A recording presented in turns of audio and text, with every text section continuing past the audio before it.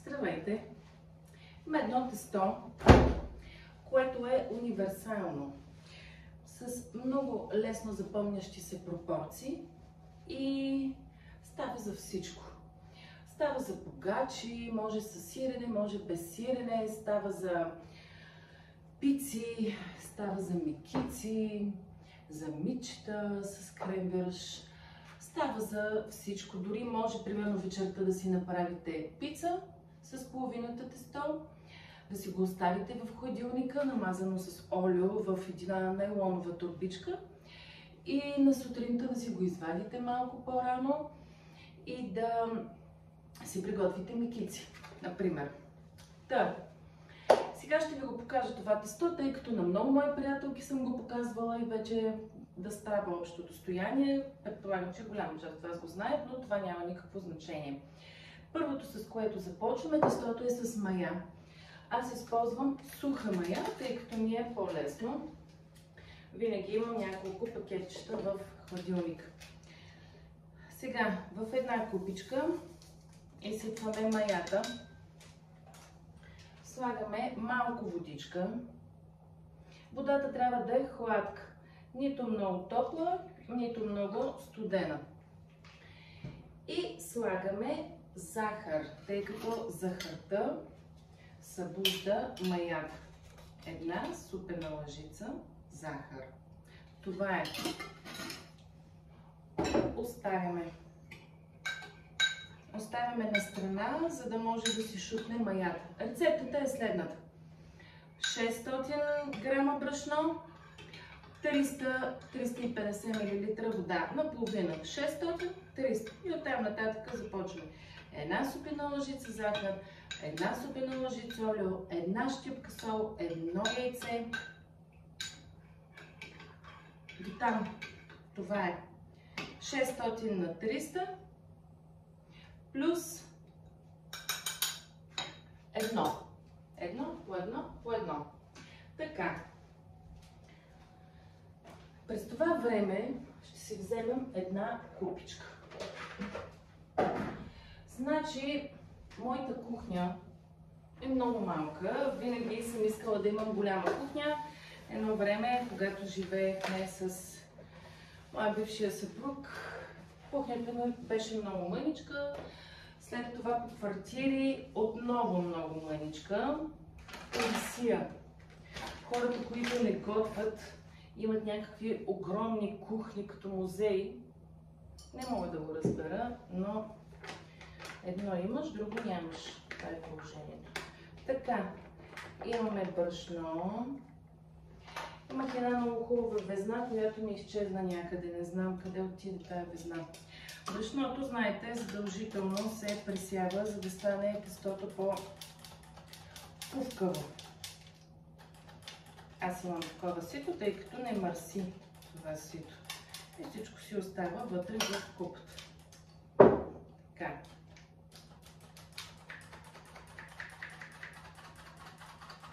Кръста.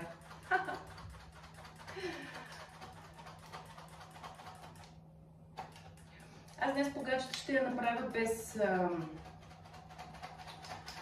сирене, тъй като ще я нося на моята дъщеря и една нейна приятелка.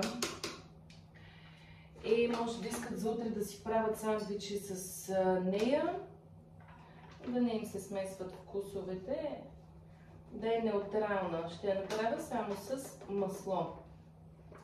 Тайната на тестото, когато го приготвите в някаква такава погача или нещо такова, е маслото. Много масло. Тестото носи на много масло, което му придава изключителен вкус.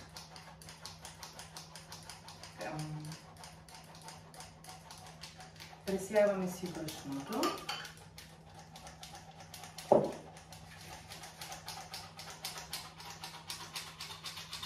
Тук каквото остане вътре, го изхвърляте. Не е нужно. Така, слагаме сол. Една щипка сол. Аз съм любител на силните вкусове, винаги слагам щипка и половина да има. Така, и чакаме да шупне маята. Така, маята е шупнала вече достатъчно. Брашното ни е пресято. Сложили сме сол. След това слагаме си една лъжица олио. Аз и от олиото слагам малко повече, защото олиото прави тестото по-меко. Слагаме си едно яйце. Хубаво е да е на стайна температура яйцето. Постоянно преди това.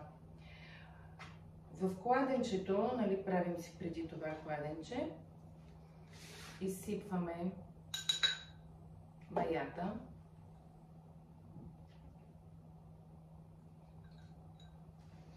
И останалата водичка. Аз правя ето така с останалата вода, за да може да оберем останалата мая по купичката. Сега, вътре в кладенчето си разбъркваме всичко. Бъркаме, бъркаме и доливаме от водичката. Сложили сме брашното, сол, захар, олио, яйце. Маята, водичката бъркаме, бъркаме. Много е важно, когато месите, да сте спокойни, да сте в добро разположение на духа. Дори ако щеш и да си представите някакви неща, да си малко по-удохотворени да сте. Колкото и глупаво може би на някои хора да им звучи, от една страна всички знаем, че храната поема от нашата енергия и ако ние не се чувстваме добре, много е вероятно тя да не стане вкусна. А пък тестото е една жива материя, която изключително много се влияе от това ние как се чувстваме. Така че е хубаво, когато месите, особено ако месите за някой, за семейството, за любим човек, за приятели, да се усмихвате, да си наричате нещо хубаво, да си казвате нещо хубаво, да им пожелавате на тях здраве с всеки залък, с който опитат от вашата богача, например. На тях да им донесе здраве, да им донесе късмет, да им донесе любов. Колкото повече желаем доброто на всички и колкото сме по-добри, толкова повече тази добрина се връща към нас, защото тя реално излиза от нас и е неизбежен този кръговрат. Много е важно да сме умиротворени, бих казала. Аз, тъй като масата ми е дървена, съм си приспособила една мушама, съм си купила за месене. Нищо не е толкова фатално. Големи кухни, малки кухни, важното е да има за кой да готвиш. Това е важното. Важното е да има хора, които да обичаш, хора, които да обичат теб, с които да споделят храната и да й се наслаждават.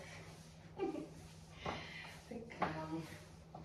Сега ще умесим хубаво тестото. Дори за тези, които не умеят да месят, ония ден научих малката ми дъщеря да меси, не е трудно. Всичко е въпрос на усещане, на навик и разбира се на това да има кой да ви покаже. Моята майка е царицата на тестото и тя ни учи мен и сестра ми да месим.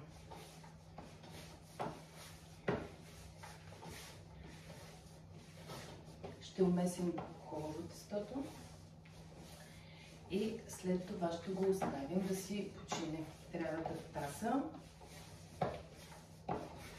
може би около 30-40 минути до час. След това ще го разточим. Ще ви покажа как. Много лесно. Ще го оставим отново да втаса. Печем го и сме готови.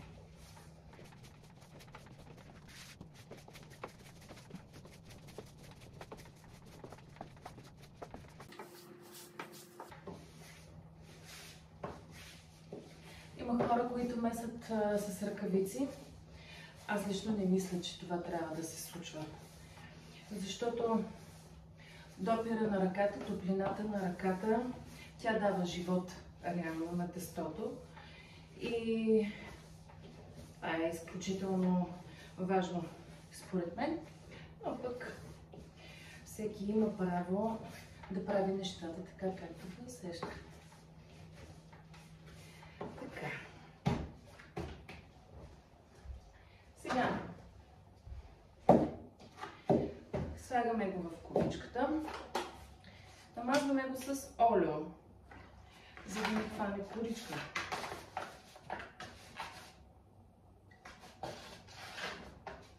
На едно сладко пепенце. Ето го.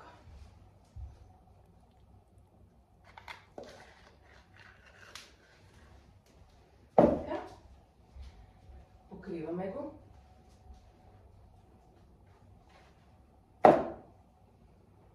И го оставяме да спи. Така. Трябва ни разтопено масло, в което ще сложим мъничко олио. Трябва ни едно яйце, жълтъка после за намазване, точилка, брашно и ето го и нашият главен герой. Ето, виждате, той буквално е утроил обема си. Ето го. Страхотно. Сега започваме да месим. Така, приготвяме си една табличка с домакинска хартия. Един трик ще ви кажа. Гледах го от някакъв шеф-готвач. Малко ми е накриво камерата, обаче ми се струва. Ай така, може би по-добре. Да, окей.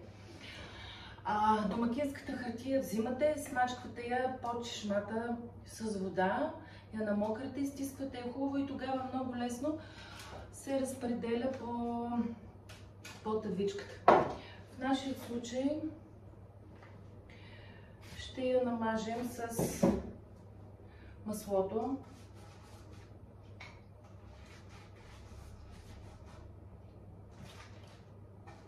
Така. И оставяме на страна. Сега вадим тестото. Мале, той като памук.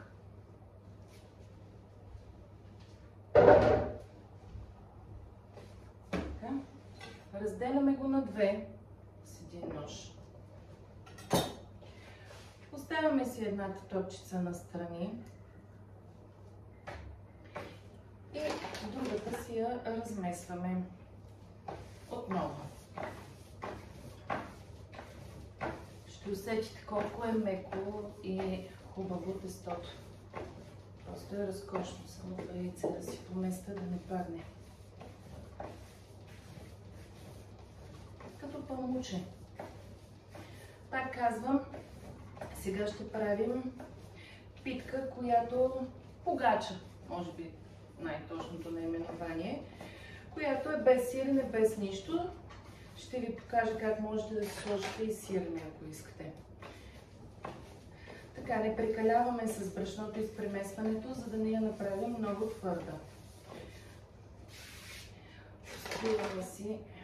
Поръсваме си брашенцем. Така. И започваме да точим. Това е за мен, може би, един от най-красивите моменти в точенето. Обожавам.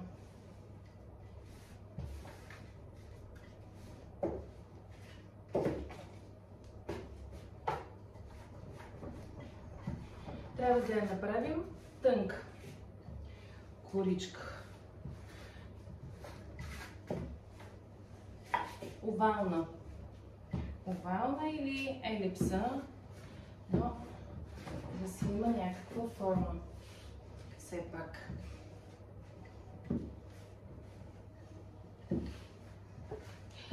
За тези, които не са точили, най-вероятно ми се струва много трудно. Не. Не е трудно изобщо. От време на време я обръщаме, за да не залепва и за да поема въздух. Тестото има нужда от въздух.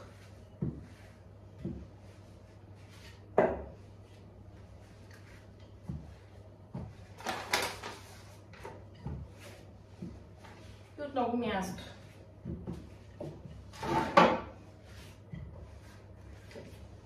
Крайчетата не трябва да са дебели. Ето, разкошно става. Не се къса.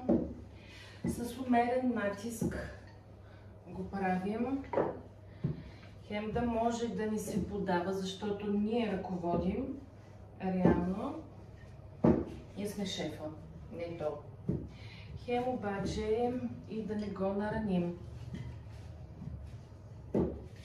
В живота, като възпитанието на децата, трябва да знаят, че ние сме шефа и да ни слушат, но без да ги нараняваме. Стана идеално. Взимам ви да ви покажа какво ще правим.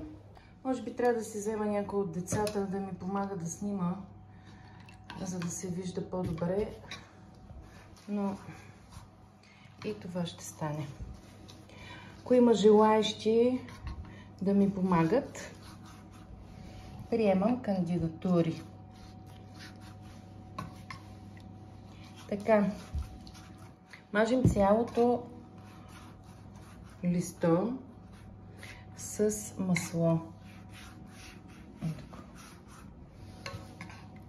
Обилно го мажем. Маслото винаги е обилно, особено при тестото. Пак без да натискаме, лекичко, нежно. Все едно правим любов с него.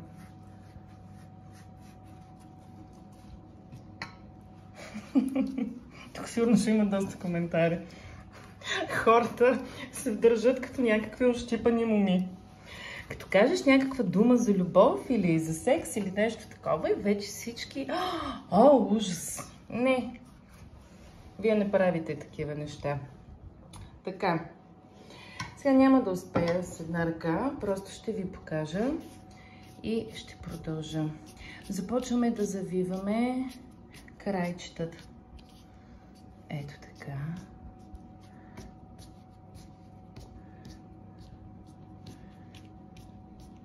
Много нежно и много внимателно, защото тестото е като един памук. Навиваме го. Цялото листче на едно масурче трябва да стане.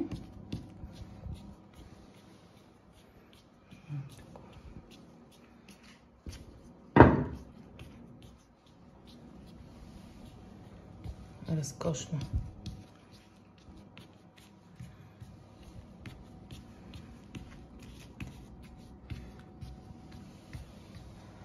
Така, тук за да не излезне масълцето, го захлупваме.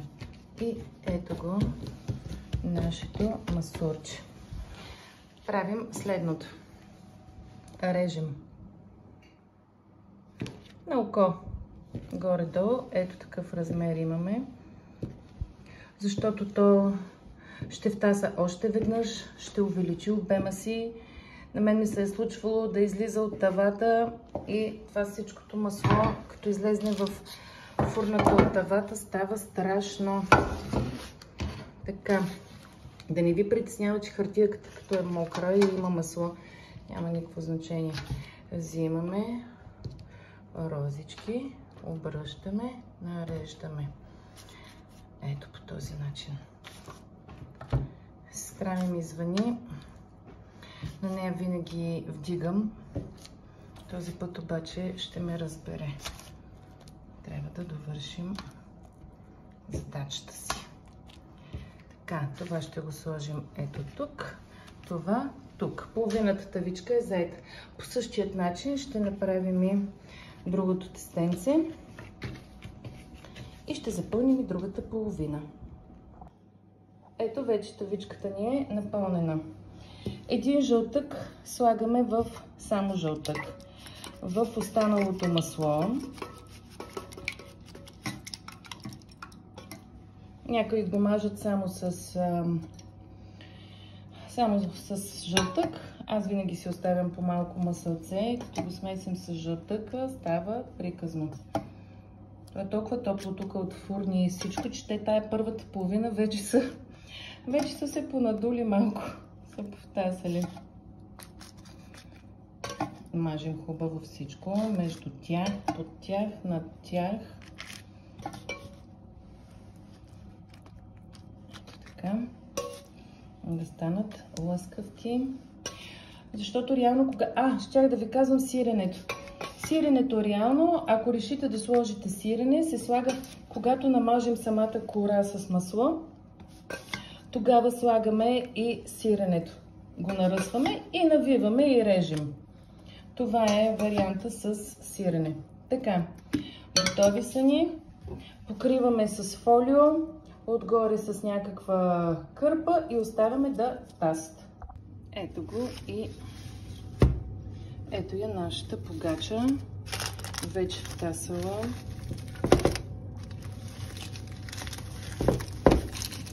Превъзходно.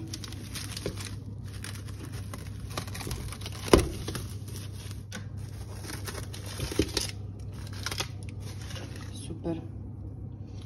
Отива в фурната на 180 градуса, докато стане. Току-що я извадих. Ето я, разкошна кръста. Пеках я точно 30 минути. Като накрая малко намалих, за да може да не прегори отгоре. Нека малко да поизстине и ще ви откъсна едно парченце. Да го видите. Хубаво е, докато е топла все още, да не се пипа. Малко сега да си поеме въздух. Страхотно. Еми, да опитаме.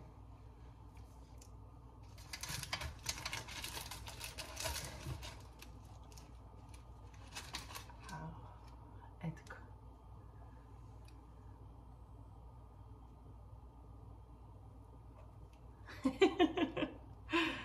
Ето ги. Леле. Точно като пълнуче. Ето. Как се разделят това от маслото.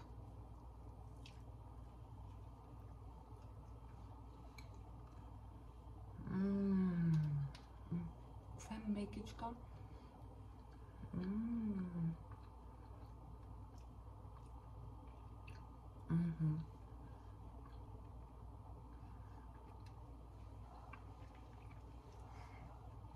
Направете си я. Уникална е. Шкурички. Отгоре меко, отвътре разкошно. Точно като едно памуче. Да ви е сладко.